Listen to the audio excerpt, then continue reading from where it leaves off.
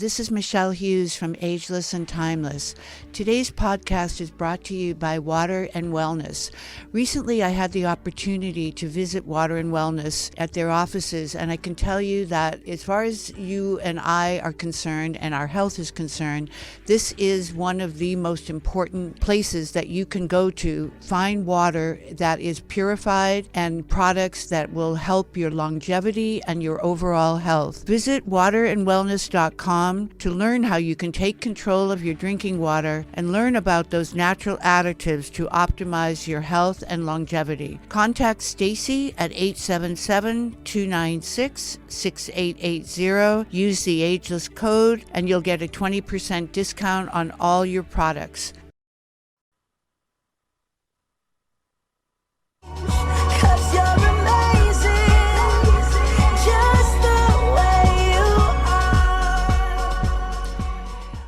Welcome to Ageless and Timeless. This is Michelle Hughes, and today we're talking with a very good friend of mine. I may be a little biased that I've known her since she was probably a teenager, but her parents were my neighbors on the island of Kauai, and so one day they were bragging about their daughter, and all of a sudden this gorgeous woman walks into the Princeville Hotel, and from that point on, I was really energetically connected and attracted to Lauren as not only a human being with some amazing depth and energy, but also her calling in life, which is what we're going to talk about today. And Lauren, welcome to Ageless and Timeless. We're going to talk about your background in nutrition and how you came to be where you are today. So welcome. Thank you. And oh my God, thank you for such a beautiful introduction. I have like tears in my eyes. Oh, well, yeah, it was so sweet. And I feel the same way about you. We had such a nice connection automatically, and we've kept that up right. As our own relationship over the years, which has been wonderful. And it's always so great to hear from you and see you and Thank chat you. with you. Oh, Lauren, you know, one of my favorite things in life, Lauren, is to see young people emerge into adults and become fulfilled and successful. And I was mentored enough when I was growing up in the business world. So I understand the value of that. And I always hope that I can be that mentor. And if you ever have any questions about business, you can call me and we can chat. You know, I'm sure you have a lot of support in your family and so, but sometimes it's good to have an outside person. So, and we do have Kauai in common, right? We both love that island and we know its spiritual value and place in our lives, right? And I don't know if you know, but I actually ended up getting engaged on Kauai. So it's even more special now. To all of us, and it's really just. And are you going to get married over there? No, we decided not to because we have too many friends. Oh yeah, they have to travel there. Yeah. Yeah, and it's a lot to ask people, so we wanted to be sensitive to that, and we also wanted to have as many people possible that around us during this special day. Right. So it was totally a conversation. And my parents were like ready to go and they had all their vendors and they knew, they're like, hey, this is what we're doing. I'm like, oh, thank you.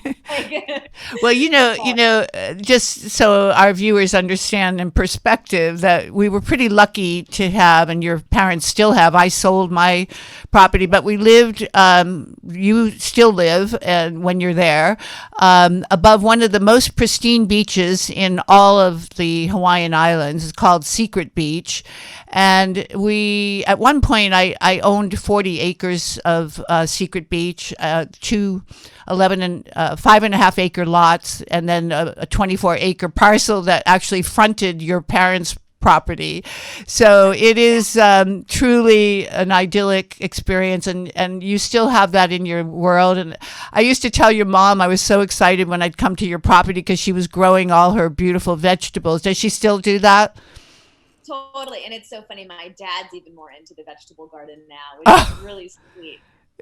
So whenever I go there, I'm like, okay, so what are we having for dinner? What should we make? Right. And I remember one time my mom's like, let's make a salad. And we were having fish and salad and whatever. And I was like, but there's no lettuce in the fridge. And my dad's like, hold on, I have arugula in my garden. And he came back like handfuls of arugula. Um, and we made this beautiful salad. And then actually, so he was like, the other last time I was there back in May, he's like, do you know what that is? And I'm like, no. He's like, it's a pineapple. So he had like pineapple in there and Right. asparagus and really beautiful things. And my mom has a garden here in Los Angeles as well. And I grew up, I was really lucky. I grew up with a garden, which Right, is very, always. Well, so let's segue to that. What led you to become the celebrity nutritionist that you are today? Why don't you tell us about your company and how you emerged into this place that is your calling in life? okay. So my mom actually is a chef. So I grew up in the kitchen and I was really lucky to be at her side, all of my childhood learning how to cook. And she had, like I mentioned before, she had an organic garden, and she would we only had organic milk in the house, and she was really into organic meat. And at that time, I mean, I'm 33 now. So when I was, a little kid, call that 20 plus years ago, the organic movement really wasn't as strong as it is now. And Mm-hmm. it was like a little strange, if you were like, oh, here's organic milk. And that's just how I grew up. And my mom was always testing out recipes for her cooking classes that she was teaching, and I would be right there by her side. So I really learned to cook from her, and I have this love for food, and healthy food because of my mom. And when I was younger, I had some health issues that, sprung up. And I learned that there was such a connection with how I ate and how I felt.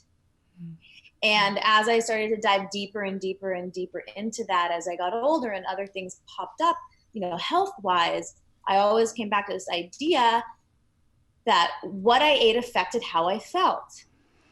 And, fast forward now as an adult with a business, so much of what I do is helping people feel better through the food that they eat. And, when people start to make that connection, I had a client, it's funny, every year, like I'll see like a pattern emerge from clients. And in the past year, so many of my clients have given up drinking. Don't know why, but they've all decided, they don't even know each other, that they're going to stop drinking. And a lot of the conversation is, and no one's an alcoholic, but it's more so like, I don't feel good. I don't function my best, or my stomach hurts, or I have a headache, or I'm tired. And, we don't realize that you might not be what you're eating, but it could be what you're drinking. So anything that you're consuming. So I've been noticing that as a bit of a trend.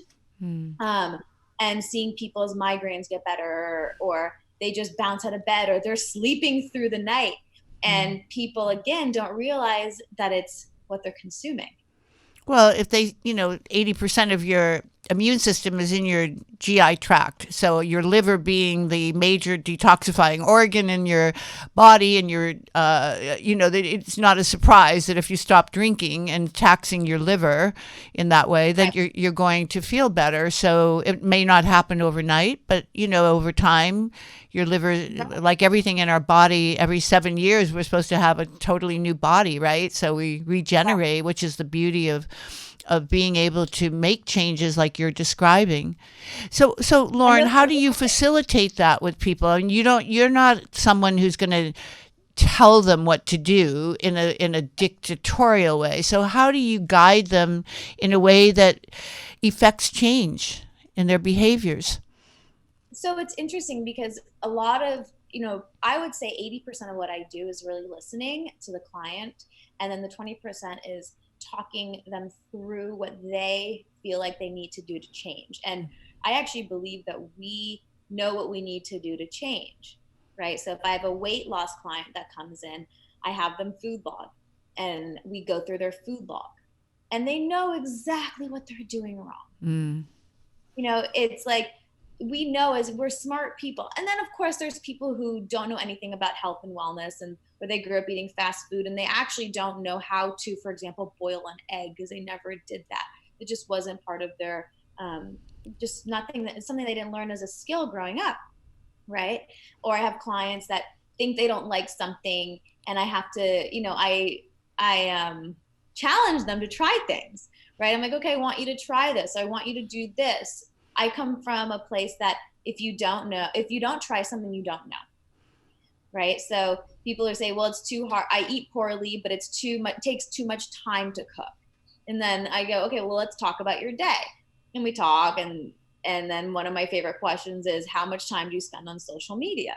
Mm-hmm. Right? Mm-hmm. Okay. Well, if you spend an hour of your day on social media, say like 10 minutes here, 10 minutes there, 20 minutes here, etc., how about cutting that in half, or just saying I'm only going to spend 15 minutes max on social media a day, and take those 45 minutes to cut up some vegetables, roast them in the oven, right? Or marinate some fish, or make some brown rice, or and I know we're going to talk about my favorite dessert. Okay, instead of eating a cookie, if you have a sweet tooth at night, why don't you take 10 minutes to make the chocolate avocado mousse and see if you like it? Well, I don't like avocado and chocolate. Really? Have you tried it? No, I've never tried it. So you can't tell me you don't like it, right? And that's a lot of the conversation, and it's fun, and I try to make it fun. And health is a serious thing, and there's a lot of anxiety around it. And one of the things I do to help people and facilitate them to move forward is I try to make it really fun. And I find that when you put fun into activities that seem mundane or boring, then people are happier doing that. So basically, you're a change agent because you're trying to change behavior, and people are ritualized. There's habits that are very difficult to let go of. Of course, we know the older you get, the harder it is to change. So it's quite a daunting challenge for you to effect change in people who are routinized. So Yeah. however, if they take one look at you, Lauren, they have a role model right there. And of course, you have a very authentic way to communicate that is not about anything that other than to help. And I think that comes across so clearly, that you really want to make a difference. You really want to help them to live a better life. So, okay, so let's talk about what your typical day would be, and maybe even tell us a little bit about some of the recipes that you absolutely adore and that we would love to try. So let's take the typical day first. What's a typical day in Lauren's life? Do you want it with my habits that I do every morning? Since we Yeah. were just talking Yeah, about habits. because you are a role model, so why not? Let's talk about that. So it's so funny. I am totally a creature of habit. And I joke with clients, but it's so actually, here's a perfect example. A couple of days ago, my client, I personally food log every day what I eat, because it keeps me accountable and I know what I'm eating. Not to say that I don't have a cheat meal a couple of times, and that's totally okay to do, and it's fun. But my client was like, oh my God, I said to myself, I'm going to eat just like Lauren today. And I was like, okay. And she said, and then I looked at your food log and I realized that you kind of eat the same thing every single day. And I said, yeah, I basically do for about 3 months, and then I change it. Right. So I get into this habit and then I get bored. But I think that if we can get into habits and say, like, these are the things that I do every day to take care of myself, and it makes our daily lives better and more efficient. So my thing every morning is I wake up around between 6:30 and 7, depending on my day. And the first thing I do is I roll over for about 10 minutes, totally a habit. And then I get out of bed and I don't drink coffee, but I make a green tea with almond milk. So I actually used to be a really big coffee drinker. And it was bad how much coffee I was drinking. And coffee is not a bad thing, but in excessive amounts, it's not good for you. So I had to switch to tea. So my replacement, which is something I'm very into with clients, is like, if we're taking something away that's not suiting you, what are we going to replace it with? So for me, I replace it with tea, but I put almond milk and vanilla stevia in it, and I make like a tea latte in the morning. And then I walk the dog, and then after that, around 8 o'clock, I actually eat breakfast at like 7:45, and then around 8:15, I either do a real cardio hike or run with my dog, or I have a trainer 3 days a week. So So that's kind of there's the exercise, but you've already had a breakfast before you do the exercise? yeah. So I, for so many years, I would exercise with no fuel. Yeah. And I realized after working with a trainer that I needed to be eating first thing in the morning. And this is, I mean, I've been an athlete since I was little, and if I had since I was young, and if I had an early morning workout or practice, I didn't eat because I didn't feel good working out on a full stomach. I And totally relate to that. Yeah, and it's not good for you because you're burning up the fuel that is stored rather than creating some new fuel and then burning fat, right? With well, it the depends. Everyone's so different, and that's the thing that I work with. Is I have clients that are fine working out on an empty stomach, but if that client has a hard time getting in enough calories for the day, I challenge them to train their body to eat before they go work out, because we can train our bodies to do things, which I think is amazing. And the body is just this incredible machine, hmm right? And so, for example, like I didn't, like what I was saying, I didn't eat breakfast, and now I eat a cup of cooked oats every morning, and I scramble in 5 egg whites into the oats, and it makes like a fluffy oat thing, with a whole bunch of cinnamon and stevia, and then I put blueberries, and then recently I've been throwing cherries on top as well. And I eat like a nice substantial breakfast, and then I do my workout, Mm-hmm. right? And what's the thing with that breakfast is there's no liquid, right? So it's not like it doesn't like with like slosh around in your stomach. It just kind of stays there. But I find that ever since I started eating breakfast before I'm working out, I feel so much better, and my blood sugar is much more maintained, and Mm-hmm. my actual exercise, I'm a lot stronger when I eat something before. And So then I if usually you broke that down, Lauren, what you just said were the ingredients. So what would it be in terms of carbs, fat, and protein? How do you divide that up in terms of that breakfast?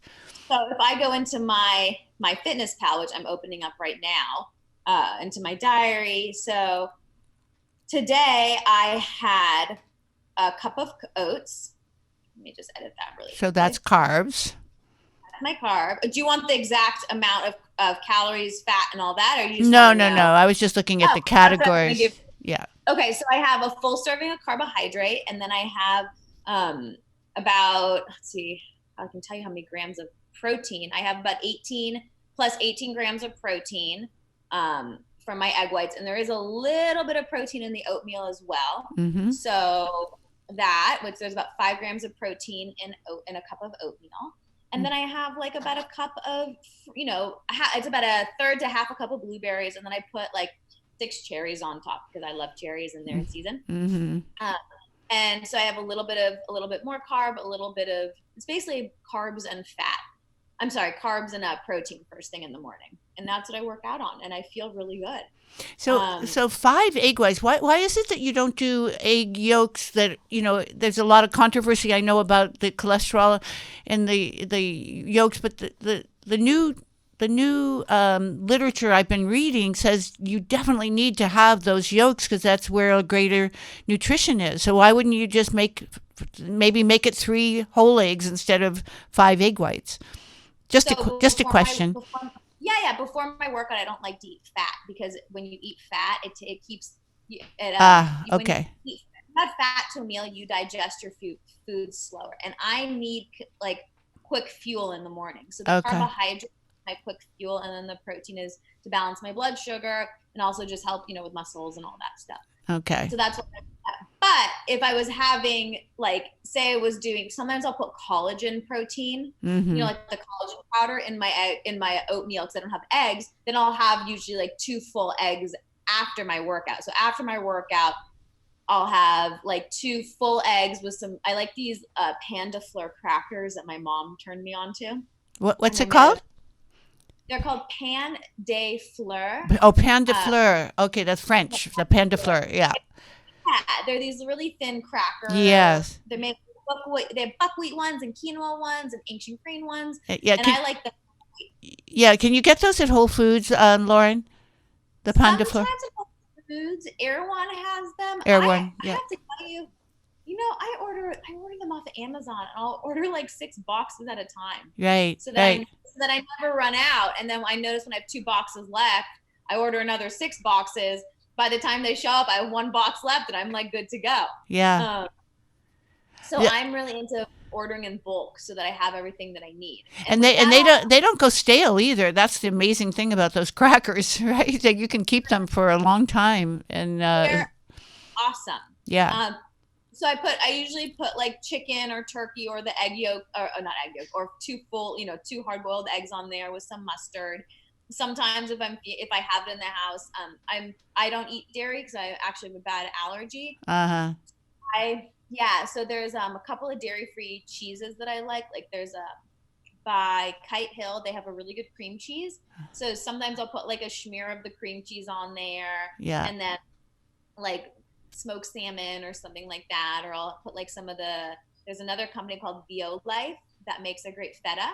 So I'll put some of the dairy free feta with some sliced turkey on there. Oh, And that's my after workout snack. so you brought up something or touched on something that I think a lot of people need to know about, which is intolerance. And, for some reason, it's not picked up in any blood tests or typical physical exams, but many people suffer from lactose intolerance. So could you just address that for a moment? And, it looks like you found alternatives, but I think it would be good for us to flash that on the screen too. If Tony, our beautiful CEO of the network, who's my technical guru, if you could just say that once again, those 3 products that are lactose free for those people who are realizing that they shouldn't eat dairy. So here, well, I want to touch a base on the not eating dairy thing and Okay. lactose intolerance. Okay. Interesting.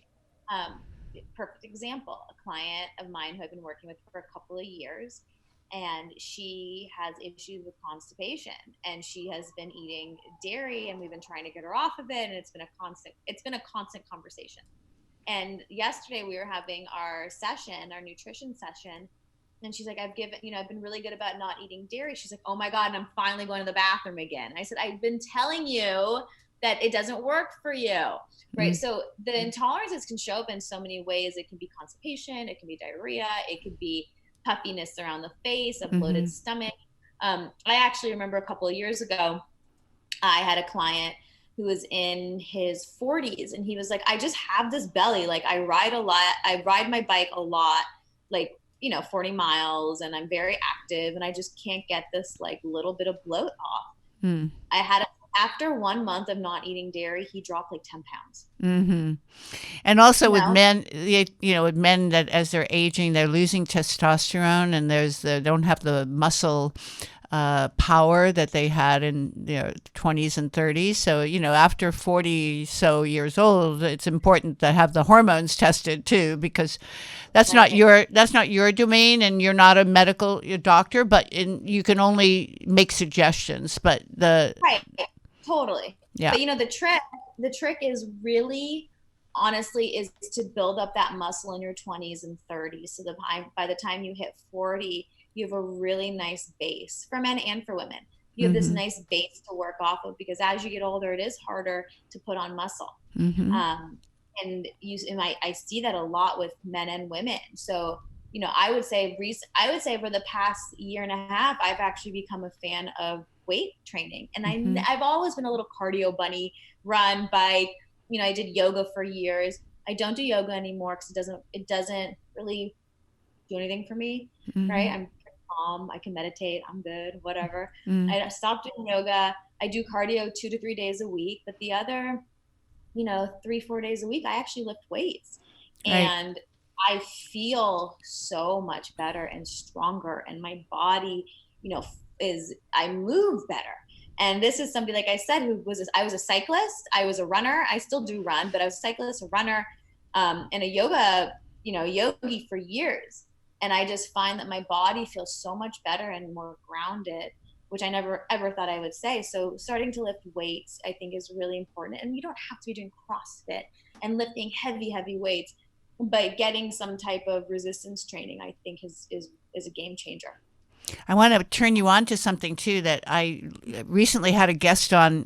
His name is Dustin Conrad, and he runs a company, founded this company called Bands and Body Wellness. And it's literally right on Santa Monica Beach, right at the pier, right on the grass. And basically, it's using bands for the same idea that weights would do, but they're not. Yeah. Have you heard it? Have you heard of the company? Well, the resistance bands have been around for years, and I Right. actually use resistance bands a lot in my daily exercise. I think Oh, they're okay. fantastic. But he's probably has his. I don't know who he is. I don't know what he does. But there's so many great things that can come with using resistance bands. Right. It's I love. Yeah, and so I've been doing weights for years too, but then I tried this because of Dustin, and it's truly an alternative, and you get the same kind of muscle building and muscle power that you get from lifting weights. So it's a good alternative, but a good diversification as well, and it is non-invasive, and it's really fun. And how can you beat the location on Santa Monica Beach? So. And I think it's great also to mix things in. So Yeah. if you do weights, add some resistance training in, Exactly. right? If you're only, I actually think it is good to do a little bit of everything. Like I don't have like a full yoga practice anymore, but before I work out, I actually do some yoga stretches before and after, just to open up my body. Right. And right. And sometimes some days I'm not working out. Like, yes, I have a yoga mat. I roll it out. And I'll do like 30 minutes of yoga, but it's not necessarily like a consistent practice. It's just to warm up my body so that I can feel better. So tell us about some recipes that you absolutely love, and maybe we can flash them on the screen so people can see what the ingredients are. If you can take a moment to share with us what Lauren does with her own program, but also how you're guiding your clients to open up their minds to the healthy eating with the recipes that make it very easy to do so. Okay. So I sent you 4 of my favorite recipes. And when I usually start working with clients, these are the ones that people love. So the first one we have is a ginger miso salmon. And I found a miso paste that's actually made with garbanzo beans. So it doesn't have any soy in it. And I personally do stay away from soy. I do too. Yeah. And then also in that recipe, I use coconut liquid aminos in place of soy sauce. And I'll even use that for sushi to dip my sushi in. So it's a super easy recipe. You basically take rice vinegar, coconut aminos, sesame oil, the garbanzo miso paste, which you can find at Whole Foods, Erewhon. I've seen it at Pavilions too. Ginger and garlic, and you blend it, and then in your blender, and then you just throw in the green onions, and you put your salmon.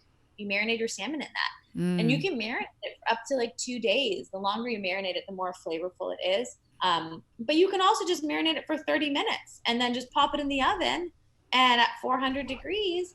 And so the trick with cooking fish is, for every inch of thickness, it takes about 10 minutes to cook it. So for like a 2-inch piece of fish, it'll take about 20, depending on your oven, 20 to 25 minutes to cook about a 2-inch piece of fish. And then if you want it, depending on how you like it, pull it out. If you don't like it a little pink in the middle, then you just pop it in for a little bit longer, a couple of minutes. So that's a really, really good one. And you might want to stop for a minute and let the viewers know that not to buy farm salmon, right? Only wild salmon. Right. Only buy wild salmon. Don't buy farm salmon. The problem with the farm salmon is what they feed it. Correct. They actually do, now they're doing farm salmon in the ocean, where they raise it in pens, basically. Right.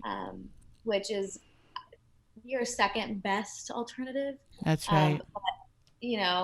But generally speaking, I don't eat farm salmon. I also think it tastes a little dirty. Right. You're right? so right, Lauren. And that there was an article the other day that I was reading that said farm salmon is one of the most toxic foods that you could possibly eat. So apologize to the people who are farming salmon, but you're absolutely right. It's what they feed the salmon, and They, yeah. So right. And they're working on cleaner meth- processes. And methodology. Yeah. there is farm raised salmon that is really clean. You have to find it. Yeah. You know, it's not going to be the salmon that you find at most restaurants. Some restaurants are fine. Yeah. There is I think it's like an Icelandic salmon that I like. I can't remember. Mm-hmm. That's pretty good. I also once in a while will get steelhead trout, but it's from a very specific. I get it from where to go, Bristol Farms, Mm-hmm. and they have a really, even though it's farm raised, it's pretty clean. And I talk to the butcher, the fish guys, and the butcher, and I ask them questions, and they're so great and honest. Mm-hmm. I'm like, hey, you guys know me. They know me. I'm like, I don't eat farm salmon. Is this specific one good? Is it not good? And they're like, Lauren, this one is not up to your standards. This one is, blah, blah, blah, blah, blah. So I think if you ask questions, that's great.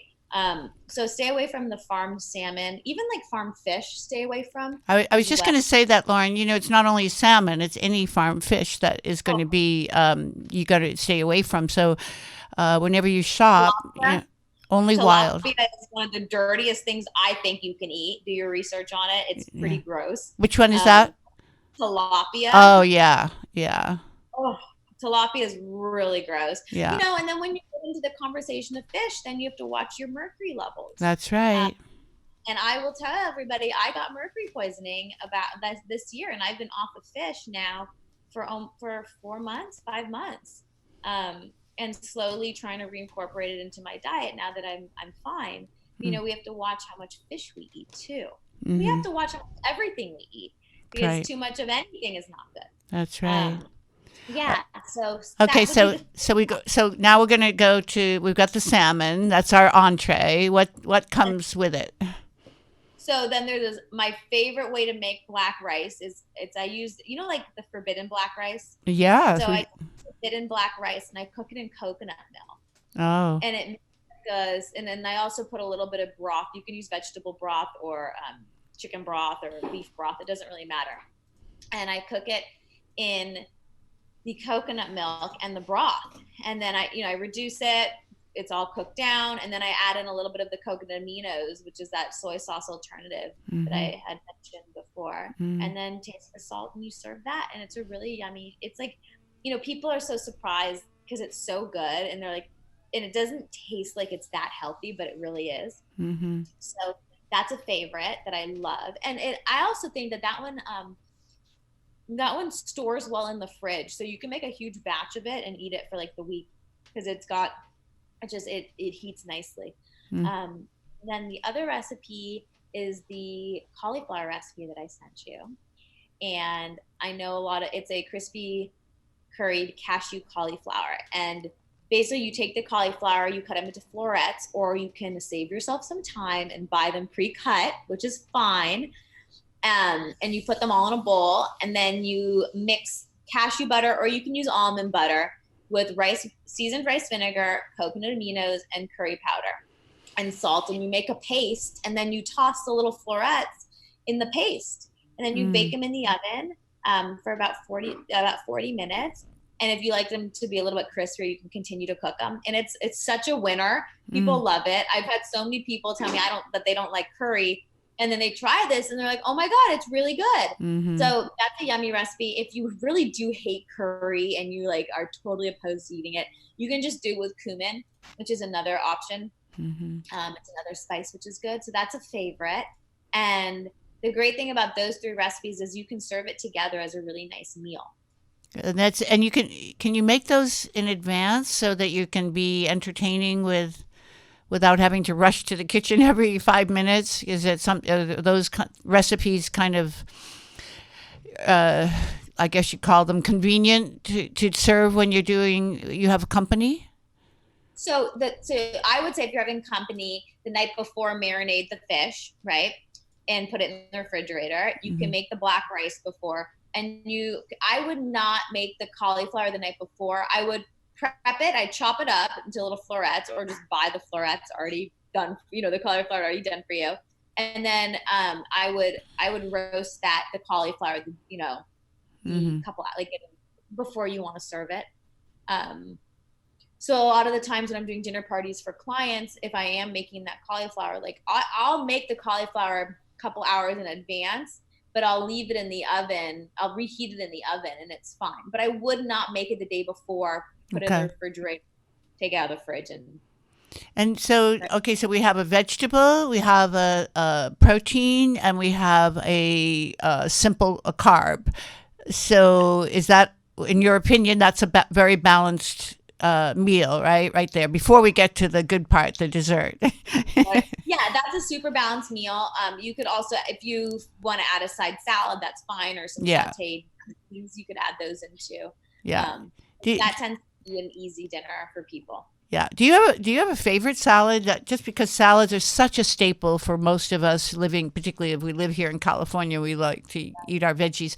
Is there one salad that you just like die for that we should know about? Um, mm, I mean, I love all my salads. I'm so simple with, when I'm doing a dinner party, it's different, but because I'm so busy, I'm like, I will literally just put in a mason jar cucumbers, fennel, um, what is it? Cucumbers. I'm like picturing my salad. Cucumbers, fennel, tomatoes, hearts of palm, artichokes. Mm, I'll put those at the bottom of a mason jar with whatever lettuce I want, and then I'll make and then I'll make dressing and dress it. But I mm, really like to use tahini in place of mayonnaise and dressings to make it creamy. mm-hmm, So I make like a really good herb tahini dressing. So I'll take whatever herbs are in the fridge, I'll put it in the blender with some tahini, some water, some rice, some seasoned rice vinegar, and a little salt. mm. So simple. Blend it up, and you have like a yummy, creamy green dressing. So that's a really easy dressing to make, and that goes on anything. Really You know easy. what I love about what you've just described, Lauren, is they're so simple. There's nothing complicated. There's nothing time consuming. It's like when our parents and grandparents made all these dishes, there was so much time in the kitchen. This is really for people like us who are busy and still want to take care of ourselves and eat healthy, and we're not overcomplicating. So less is more, and always. And just as long as the ingredients are chosen well, then we're good. We're always good. The simpler, the better. Right. And all the recipes on my website are fairly easy recipes because my clientele are people that don't have that much time Right. because they are busy individuals or they have families, right? And they just want fast, easy recipes that they can whip up or things that they can keep in the fridge. And I'm big on food prepping, been doing it for years. Mm-hmm. If you prep up 5 salads in jars, and you can put them in your little lunchbox and run to work, Mm-hmm. with a side of protein and some carbs, whatever. It's just easy when it's there. I think people get stuck when they're trying to make complicated recipes, or people get stuck when they don't have food in their house. When we're prepared, when you're prepared, you are less likely to fail. I don't know if Tony, when he flashed the recipes on the screen, we could see your website. So, what would you tell us your website? Yeah. So my website is www.wildorganicwellness.com. And that is the name of your company, Wild Organic Wellness. Yeah. Yeah. If my old company was Haas Holistic, if you Google Haas Holistic, it'll bring you to the Wild Organic Wellness Okay. website. And that's HAAS, Haas But Holistic, HOLISTIC. yeah, if you can't remember it, my last name is Lauren Haas. Right. Right. But I And was if just you spelling it because not Lauren, everybody knows yeah, that name, how to spell it, I yeah, mean. yeah, and if you search, Lauren Haas nutritionist, it'll pop up. I'm pretty easy to find, thank God. Mm. Um, yeah, so and on the website there's a lot of recipes. I have a detox program on there where you actually get to eat, which is so different than so many of these detox programs where you're like sipping soup all day. You know, mine is really the whole idea about my detox program is that number one, your body can naturally detoxify itself, but we need a plan of healthy food. So the program is so easy. It is foolproof. There's So what? Take a moment and tell us what it is, if you don't mind. Yeah, for sure. It's 10 days. And when you purchase the program on the website, You receive a PDF with all of your instructions. The PDF has 10 days of exactly what you eat for breakfast, snack, lunch, snack, and dinner. So a food diary. You have to keep a food diary. You don't have to actually keep a food diary because I've created the full program for you. So Oh, I see breakfast, what you're saying. Okay. have a specific smoothie. Then you have a couple options for snacks. Then you have, this is what you're having for lunch, then a snack, and then dinner. And it teaches people how to food prep as well, because each recipe serves about 4. So you have extra food in the fridge. And it's great. I have a lot of clients who they'll come back from vacation and they're like, I just feel so out of control and I don't know what to do. And they have the PDF, they have the 10-day program. They've had it for a while. And I go back to your program. The 10 days, it always works to jumpstart your healthy eating. And again, what I love about everything I do is I don't deprive people. I never want someone to feel hungry. I never want someone to feel like they can't have something, because you can have whatever you want. But the question is, how are you going to feel after you eat that, right? Or if you're going to have your cheat meal, that's great. Have your cheat meal on that Friday night. Have your cake and your wine and whatever. Enjoy it. And then for the rest of the week, you're going to be like on top of your healthy plan. Mm-hmm. So Lauren, tell us a little bit about fad diets. So what do you think about all these different options that are out there today, and how does somebody who is looking and reading and curious to know choose what's going to work for them if in fact they're going to go that way? So I have this whole idea that diets don't work because you're dying of starvation the entire time, or you're dying because you can't have X, Y, and Z. So my thing is, I don't ever put people on fad diets. I've tried them all just because why not, right? And I've learned, so I've come up with all these different recipes, but I really am not I'm just not a fan of fad diets. They're called a fad diet for a reason. For a reason. Right? Right. Because they're cool for 5 minutes, and then like a year later, it's like, oh yeah, you shouldn't be doing that. So really, it's about what works for your body. Yeah. Right? Everybody is different. So for example, like I'll give you guys a great example. I tried the keto diet last year and I gained 10 pounds. That was interesting. But because I learned. Yeah, well, your body doesn't like fat, and you probably had a bit of ketosis. Your kidneys were overwhelmed. I mean, a lot of people have that happen to them. Yeah, my kidneys were upset. My liver was upset. I wasn't getting enough carbohydrate. It didn't work for me. But what was great is that I learned how to make these like keto fat bombs, because I do eat fat. Like I eat peanut butter every day, or almond butter, and I eat, I eat steak. I eat red meat once or twice a week. Like I'm not scared of those types of things. As long as it's grass fed, right, Lauren? Grass fed, then it's all good. Yeah. But I learned how to make these really great keto fat bombs that are basically like coconut oil, cashew butter, cacao powder, and stevia and salt, and they're actually like really yummy. When you kind of want a little something, you want a little chocolate, you don't want any sugar, or like say you feel like sometimes I find clients are literally they're like, I'm craving fat and sugar. I'm like, okay, let's make a keto fat bomb. And they're like, wow, I feel so much better. So, I've done things like that. I was vegetarian for probably about 15 years, on and off vegetarian for 15 years of my life, / pescatarian. Learned a lot about vegetarian cooking, pescatarian cooking. I played with macrobiotic. I played with paleo. I played with the Gundry diet. I played with no grains, no legumes. I've really played with it all. And at the end of the day, what it comes down to is finding what works for your body. Mm-hmm. And I had somebody, and balance. And balance. Yeah, not too much of any one thing is really key. And like I said before, less is more. So it doesn't mean you have to eat less, because if you're burning your calories every day with all that exercise, then you should, make sure that you are replenishing the nutrition. And so you do have to have more calories. So is there an optimum number of calories that you guide your clients with in terms of what they should consume in one day? So it depends on every client, right? Your age, your activity level, right? What your goals are. It's also different, and it's really working with the client. There is a calculator. It's like TDEE, I think .net. Which is a calculator that you can use to estimate about how much you should be eating a day, depending on your goals. Yeah. So I'll play with that. My favorite thing is when I have a client that needs to lose weight come to me and I actually make them eat more food and then they lose weight and they're like shocked. That's really fun. Um, or people who I have them eating exactly the same calories, but they're not eating enough protein. And I'm like, we need to double the amount of protein you're eating because you're just eating too much carbohydrate, which carbs are good, or you're eating too much fat, right?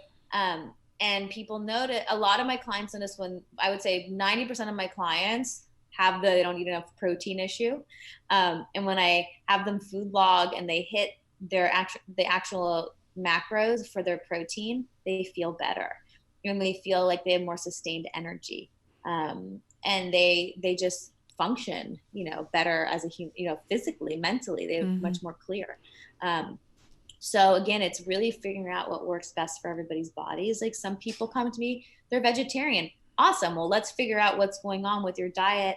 You feel good as a vegetarian. I'm not going to change it, but let me figure out what you're doing, what needs to be changed so that you can lose that extra weight, or so that you can put on a little extra muscle. Or so maybe I have clients that come to me because they actually need to gain weight, right? But they don't want to sit there and eat like Snickers bars and donuts to gain weight. So how do you do a clean gain?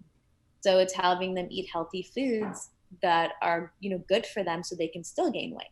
So it's really fun, but it's all different. What I love, what I love about you, Lauren, is that you're so enthusiastic that you're contagious. So, you like you said in the beginning, you make it fun.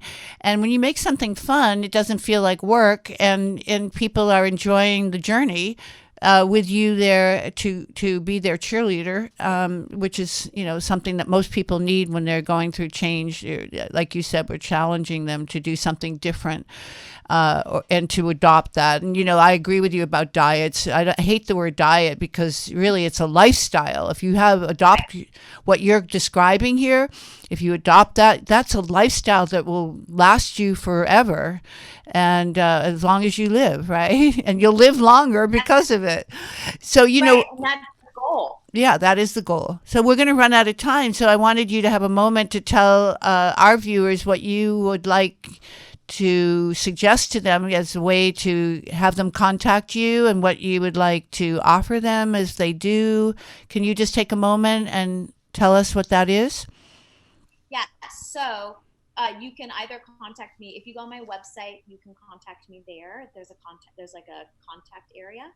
You can also email me, which my email is lauren@haasholistic.com.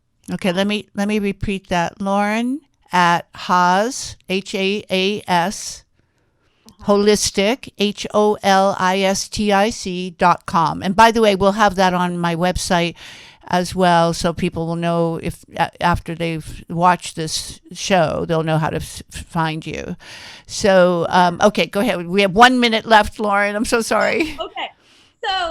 So what I am offering, so I talked to Michelle, and I'm so excited to be on the show and to be connected with her viewers, and to help everybody, and I'm here to help everybody. So what I decided was my initial consult. I'm so happy to offer it to all of you listeners, and you'll just say, you heard me through Michelle's show, which the code is timeless. And the offer is for your initial consult, which is generally $250. Whoa! Yeah, it's you're really putting in you're making a dedication to yourself to take care of yourself, right? And I find that when we actually pay, then we do. But because you guys are awesome, and Michelle's a friend of mine, and I'm so happy to be here, I'm going to offer it for $135 for the initial consult. That's more than 50%. Wow. How could you not do that if you're trying to find the answers for your personal nutrition? Lauren, I can't tell you how generous that is, and how much I appreciate that. And by the way, I think the code that we've used is Ageless, or if they just say my name.